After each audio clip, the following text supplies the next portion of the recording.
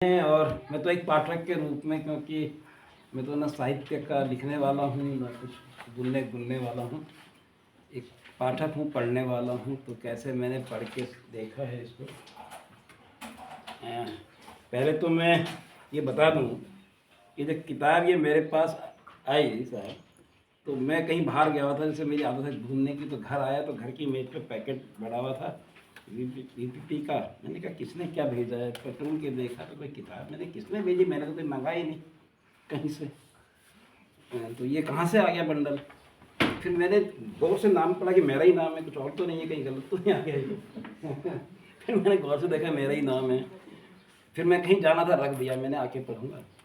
2-4 दिन बाद आया तो फिर मैंने इसको खोला, तो उसमें मैंने काशीनाथ की देखी। तो मैंने ये तो अपने ऑर्गेनाइजेशन के आदमी हैं, कौन पढ़ना चाहिए, पढ़ा।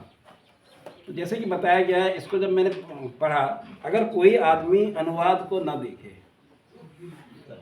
कि अनुवादित है, तो इसको पढ़ते हुए ये हम कह नहीं सकते कि ये पुस्तक का अनुवाद किया गया है किसी भाषा से। ये इसकी बड़ी विशेषता है, ये बांध के रखती है हमको।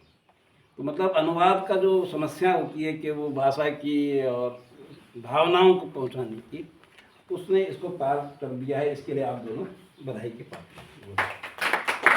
मतलब बिल्कुल कहीं ये लगा नहीं है तुम अनुवाद पढ़ रहे हैं। दूसरी बात, इस किताब के अंदर जैसे बताया कि ये तो सेकेंड वर्ल्ड वॉर के टाइम पर जर्मन के अंदर हिटलर पराजय हो रही है। पराजय के अंदर उस समाज का जो माहौल है, तो क्या हो रहा है, कानाफूसी चल रही है, अफवाहें चल रही है, हिटलर जिंदा है, मरा है, क्या है क्या नहीं है। मतलब कोई विश्वास करने को तैयार नहीं है वो समाज, जिस समाज जो हिटलर की पूजा कर रहा था कि हिटलर मर सकता है या हार सकता है। वहाँ से ये अपना ताना बाना शुरू होता है। तो जो वर्णन करता है, जब मैं पढ़ रहा था तो फिर मुझे हिंदुस्तान के आज के हालात भी देखने को मिले। तो मैंने कहा यार, ये तो काफ़ी कुछ कह रहा है। तो एक जगह यहाँ से हम इसको तुलना में किताब में 2 लाइन पढ़ के उसको बताता हूँ कैसे ये यहाँ से मिल रहा था। कि मतलब फौजें जो उसमें शामिल हो गई थी, जिसकी बात आप कर रही थी, मार्था जिसकी मुख्य पात्रा है, वो हिटलर की युवा ब्रिगेड थी। तो युवा ब्रिगेड की एक हिस्सेदार थी, उसकी अगवा दस्ते की वो लीडर थी। और वहाँ से उसने जो है अपने बच्चों के साथ जो परवरिश या जो भी कुछ है, वहाँ से उसका ताना बाना चलता है। और वो ये क्या हो रहा है, माँ बाप युवकों की ब्रिगेड से आ रही खबरों से अत्यंत चिंतित थे। जर्मन के मान्यता प्राप्त ब्रिगेडों में जो हो रहा था किसी को पता नहीं लगता, लेकिन नाबालिग लड़कियां सड़क के मोड़ों पर वासना के भूखे फौजियों के आगे बिछने को तैयार खड़ी नजर आती। माँ बाप और अध्यापकों को बरगलाने के लिए, ये बड़ा गौर करने के लायक बात है, माँ बाप और अध्यापकों को बरगलाने के लिए इतिहास और मिथिहास, मिथक जो यहाँ हो रहा है अपन के देश में, इतिहास को मिथिहास बनाने की जो प्रक्रिया यहाँ भी शुरू हो चुकी है। तो मिथिहास के मूल्यों की शरण ली जा रही थी। इतिहास को मिथिहास बनाने के मूल्यों की शरण ली जा रही थी। सदियों पुराने आदिवासी पूर्वजों के सिद्धांतों के प्रमाण दिए जा रहे थे। यौन उन्मुक्त समाज के सिद्धांत, यदि इस भाईचारे से समाज का कुछ नहीं बिगड़ा तो अब मन मर्जी मौज मस्ती से कोई आफत नहीं आ जाएगी। किस ढंग का समाज वो रचा गया था। इतिहास को मिथिहास जो यहाँ पे जिक्र हो रहा है, ये यहाँ के संदर्भों से जोड़ते हुए मैंने इसको देखना शुरू किया, जो हमारे देश का जो संदर्भ था। इसके आगे ये कहानी चलती है, और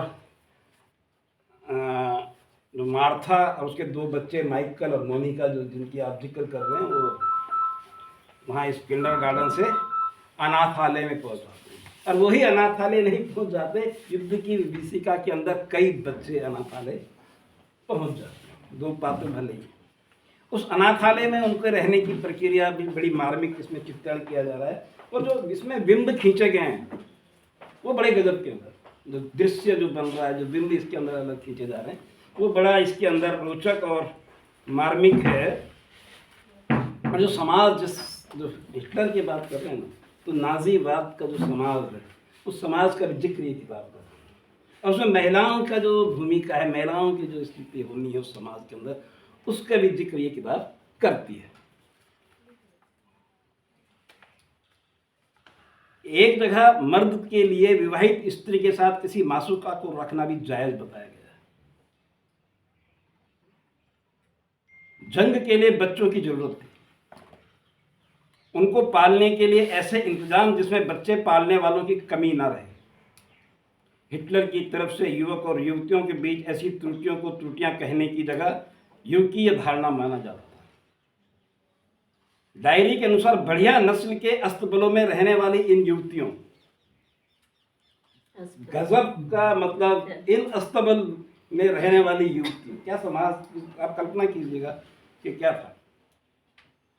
कि और भी नाम थे, भावी माओं की सेनाएं, नाजी शासन की दूधिया गायें, हिरणों के साथ चलने वाली हिरनोटियां, जो इसका शीर्षक जहां से आता है। तो ये जो समाज का जो वर्णन दिखा रहा है वो नाजीवाद का, फांसीवाद का समाज किस ढंग का ये रचा है, उसका ये बड़ा ही एक चित्रण हमारे सामने एक समाज का खींचने में ये किताब, कहानी बड़ी सफल मुझे लगी।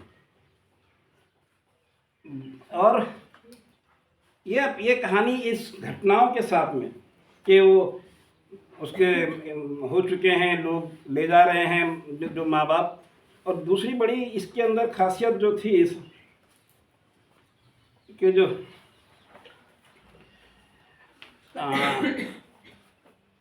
पालन पोषण माइकल और मोनिका का हुआ है, जो उनको ले जाने वाले परिवार है। माइकल का पालन पोषण एक अलग पृष्ठभूमि में हो रहा है और मोनिका का एक अलग वातावरण में हो रहा है।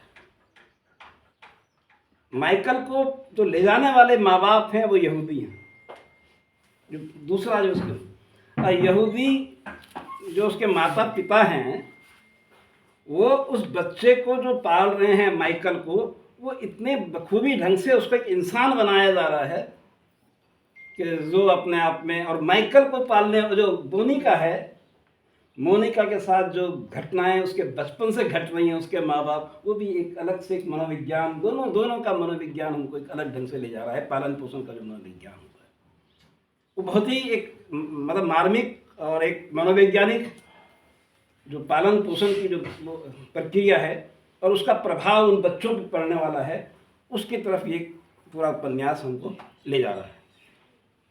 तो मैं तो इन साहब को, मतलब जो अपने इसके लेखक हैं गुलजार साहब, इनको बड़ा मतलब कितना इन्होंने अध्ययन किया होगा। पंजाब के रहने वाले जर्मन के इस पर किताब लिख रहे हैं नाजिज्म के ऊपर, और लिख रहे हैं कि जब वहाँ लाशें पड़ी हुई हैं यहूदियों की, तो लोग क्या कर रहे हैं,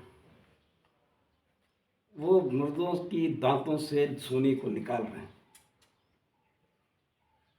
अब कल्पना करिएगा कि मतलब कपड़े भी छीन रहे हैं उसके, और उसके मुंह से जो है डॉक्टर को बुला के उसका दांत से जंबूरे से निकाल के उसका सोना निकलवाया जा रहा है। तो मतलब घृणा किस ढंग का वो समाज है, मतलब वो जो प्योर आर्यन जो है वो किस ढंग का प्योर आर्यन होता है, विशुद्ध आर्यन खून जो है कैसा कैसा कैसा व्यवहार करेगा, उसको देख के रूह कांप जाती है।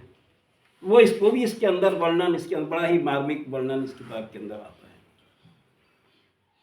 है। दूसरा जो कितना विश्वास था, सिराक ने हिटलरी युवतियों के अंदर विश्वास दिलाया हुआ था कि नाजी अच्छी नस्ल के माता पिता वाले हर नवजात बच्ची की सरपरस्ती करेंगे। और सरपरस्ती कैसे कर रहे थे वो इस किताब के अंदर वो बहुत ही मार्मिक ढंग से और उस ढंग से सामने ये आती है किताब।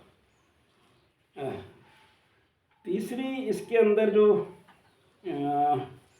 मोनिका जो कैरेक्टर है, और जिसके आप कह रहे हैं कि माइकल का अपने जड़ों को खोदना, अपनी बहन को ढूंढना, माँ को ढूंढना, मौसी को ढूंढना, और ढूंढते हुए उस घर तक, बहन तक पहुंच जाना, और बहन के घर पहुंचने के बाद उसकी माँ का उसको धक्का देना, माइकल को। और खाली क्यों, दोनों की जो मोनिका के जो पालने वाले माँ बाप हैं उनके बीच के अंतर संबंध और अंतर्बंध, जो बाप है मोनिका का, वैसा ये क्या बोलते हैं, एडॉप्ट जिसने किया, उसके जो व्यवहार है अपने पत्नी के प्रति और उस बच्ची के प्रति, वो जो है ना मैस्कुलिन जो हिसाब होता है समाज के अंदर, वो पूरा उसके अंदर, मतलब संधू साहब उसको पूरा खींचते हैं उस बिंदु को कि कैसे वो व्यवहार कर रहा है। शराब भी पी रहा है, शराब पिला भी रहा है लड़की को। मोनिका को शराबी बनाने में उसका कितना बड़ा रोल था। वो मतलब, और उधर माइकल जो यहूदी माँ बाप हैं वो उसको इंसान बनाने में कई लिटरेचर, कई कहानियाँ, कई कुछ दे रहे हैं। तो ये जो है उसकी तड़फ, लेकिन माइकल की तड़फ अपनी बहन से मिलने के लिए वो लगातार बलवती हुई। उसके माँ बाप ने जब उसकी परेशानी देखी, उसके यहूदी माँ बाप ने माइकल के, तो उसकी शादी वादी करी, शादी का प्रस्ताव है, शादी के बाद वो भूल जाता है, लेकिन फिर उसको उसकी याद आती है। उधर मोनिका के माँ बाप, पहले बाप मर जाता है उसका, मरता भी कैसे वो भी अलग कहानी है। वो शिकायत अपने बाप की शिकायत अपनी माँ से करती है, जो बाप की हरकतें हैं। वो मतलब कितना घिनौना समाज था वो, कितना घिनौना उसको था कि वो उसकी शिकायत करती है। उसके बाप की नज़र किसी और ढंग से मोनिका को देखती है, ना कि लड़की की तरह। जब वो माँ से शिकायत करती है तो माँ उसकी शिकायत के ऊपर कोई एक्शन ले नहीं सकती, कुछ कर नहीं सकती, वरना उसको ही बजाय डांटा उसने। लिहाजा उसको अपने आप बाप को डांटना पड़ा, बोलना पड़ा, उसकी मतलब ख़त्म हो जाता है, मर जाता है। उसके बाद माँ भी मर जाती है। और जो इसके बाद में जो संपर्क उससे होता है इनका, पंजाब के जो सरदार जी से जिससे आप बात कर रहे हैं, वो तुरंत प्रेमी भी बन जाते हैं, लगे हाथ पंजाब भी आ जाती है। वो भी उसके ढंग से उसका इस्तेमाल उसने करके छोड़ देता है। तो समाज में मतलब इस महिला का इस्तेमाल कैसे किया गया, एक तो वो था पात्र उसका, दूसरा गुरबख्श जो किताबों की दुकान के गुरमुख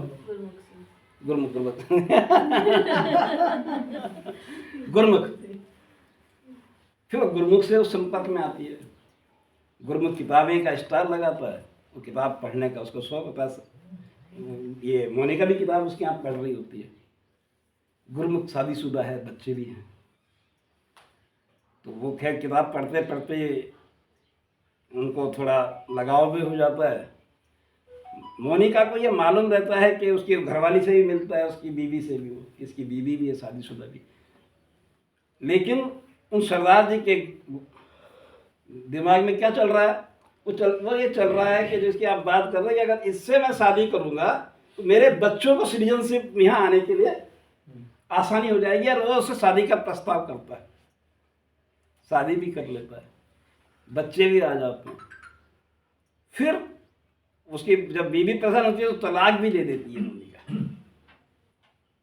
तो मोनिका का जो करेक्टर है वो बहुत ही ऐसा, मतलब उसकी परवरिश, उसका जो समर्पण, लेकिन जो उनके वो एक बड़ा उसके अंदर, मतलब एक पाठक के रूप में मैं कहूँगा कि वो बहुत ही मार्मिक रूप से और मतलब दिल के अंदर एक छूने वाला, और इस समाज के एक मतलब एक अलग ढंग से सोचने वाला वो हो जाता है। मार्था और बरबरा उसकी बहन, दोनों के विचार अलग अलग, तो दोनों की धाराएं अलग।